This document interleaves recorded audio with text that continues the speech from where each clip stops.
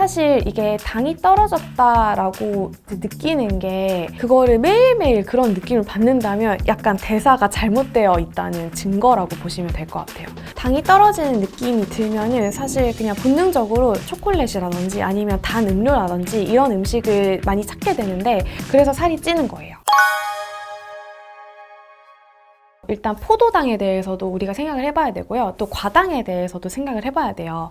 포도당은 이제 거의 대부분의 모든 탄수화물 이제 음식의 가장 기본 단위가 되는 당류거든요. 그래서 포도당은 사실 우리 몸에 꼭 필요하고, 그리고 포도당이 가장 기본적인 우리가 쓰는 에너지의 단위라고 생각하시면 돼요.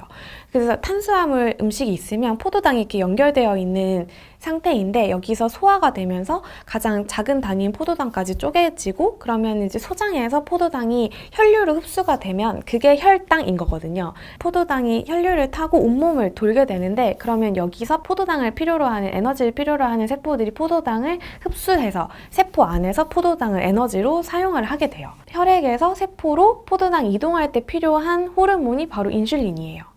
근데 이걸 보면 세포 입장에서는 저기 혈액에 포도당이 있네? 이걸 내가 가지고 와서 쓰려고 하면 인슐린이 꼭 있어야 돼. 이런 입장이고요. 또 혈액 입장에서 보기에는 포도당이 혈액에 많이 녹아 있는데 이 혈당을 세포로 주고 나면은 혈당이 낮아지는 거잖아요. 혈액 안에 포도당이 줄어드는 거잖아요. 그래서 혈당을 낮추는 작용을 하는 것도 인슐린의 기능인 거예요. 이거는 사실 똑같은 거예요. 포도당이 혈액에 있거나 세포에 있거나 둘 중에 한 군데는 있어야 되는데, 인슐린은 혈액에서 세포로 포도당을 이동시킴으로써 세포로는 에너지를 들어가게 하고 혈당은 낮추게 하고, 인슐린을 흔히들 비만 호르몬이라고도 부르는데 인슐린은 나쁜 건 아니거든요. 꼭 필요한 작용이고, 인슐린이 제 기능을 못하게 되면 세포 입장에서는 에너지가 혈액에 많아도 자기한테로는 에너지를 끌어다 쓸 수가 없기 때문에 굉장히 큰 문제가 돼요. 근데 왜 인슐린이 비만 호르몬이냐 하면, 너무 많은 양의 포도당이 몸속으로 쏟아져 들어오게 되면 이제 혈당이 아주 심하게 높아질 거 아니에요.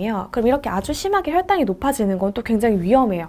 끈적끈적하기 때문에 여러 가지 세포 기관, 정제당이라든지 설탕이나 밀가루 이런 음식을 먹게 되면 갑자기 급격하게 혈당이 치솟게 되는데, 이러면 인슐린 입장에서는 빨리 일을 해서 혈당을 낮춰야 되기 때문에 인슐린이 과도하게 확 분비가 되고, 여기서 세포도 일정 이상의 포도당을 다 받아주지는 못하거든요.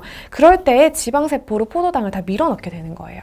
그러면 이제 지방세포에선 포도당이 들어온 거를 지방의 형태로 에너지로 저장을 하게 되는 거죠. 그래서 살이 찌는 거예요. 여기서 중요한 건 얼마나 단시간 내에 혈당을 급격하게 올리느냐도 굉장히 중요하거든요. 그렇기 때문에 흡수가 빠른 설탕이나 밀가루 같은 탄수화물이 특히나 더 다이어트에 해가 되는 거예요.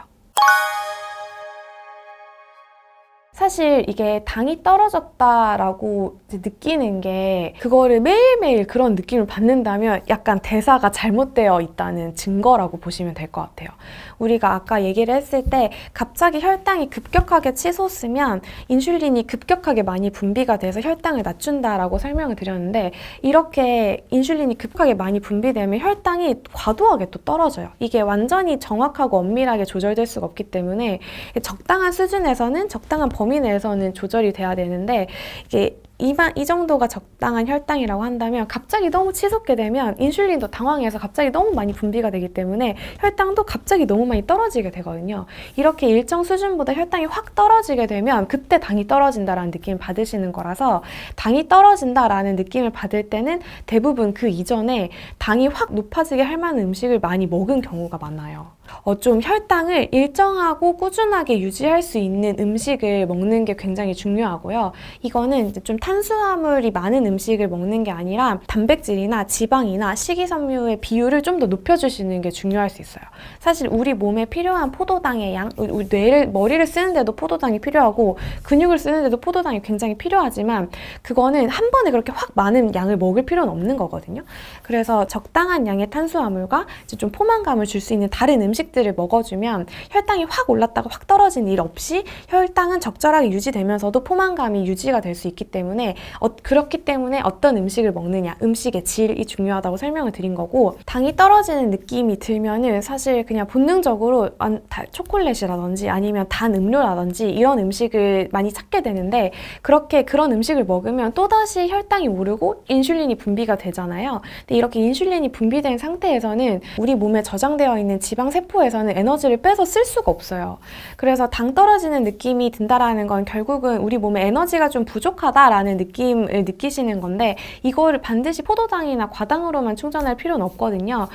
그래서 당 떨어지는 느낌이 들 때 요거를 한번 참고 지나가 보면 이제 인슐린이 분비가 안 된 상태에서는 우리 몸의 체지방에 저장된 에너지를 쓸 수 있기 때문에 지방에서 에너지를 태우면서 쓰기 시작하면 오히려 배고픈 게 아니라 약간 깨끗하고 정화된 느낌이 들면서 에너지가 오히려 생기는 이런 느낌을 받으실 수가 있고요. 만약에 뭔가가 너무 허기져서 뭔가가 먹고 싶다라고 한다면 인슐린을 너무 많이 분비시키는 달달한 음식이 아니라 지방이 많은 음식을 섭취하는 걸 추천드리는데요. 저는 대표적으로 먹는 게 견과류나 코코넛칩인데 설탕이 안 들어간 무설탕 코코넛칩이나 아니면 초콜릿 중에서도 당 함유가 거의 없는 85% 이상의 다크 초콜릿, 이런 거 정도를 먹어보는 거는 괜찮으신 것 같아요.